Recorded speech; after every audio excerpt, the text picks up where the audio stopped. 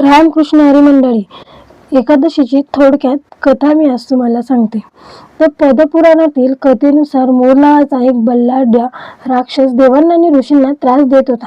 त्याचा वध करण्यासाठी भगवान विष्णूंनी युद्ध केले. युद्धादरम्यान भगवान एका गुहेत विश्रांतीसाठी गेले. तेव्हा मोर त्यांच्यावर आक्रमण करण्यासाठी आला. त्या क्षणी भगवान विष्णूंच्या दिव्य तेजातून एक तेजस्वी कन्या प्रगट झाली. तिने मोर राक्षसाचा वध केला. भगवान विष्णूंनी प्रसन्न होऊन त्या कन्येला वर मागण्यास सांगितले.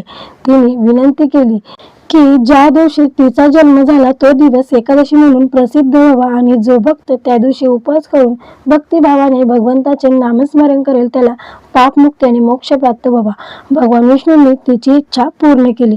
तेव्हापासून एकादशीचे व्रत श्रद्धेने पाळले जाते. या दिवशी उपवास, विष्णू नामस्मरण, भगवंतांचे वचन, विष्णू सहस्रनामाचा जप आणि दानधर्म करण्यास विशेष महत्त्व दिले जाते. सर्वांना श्री स्वामी समर्थ.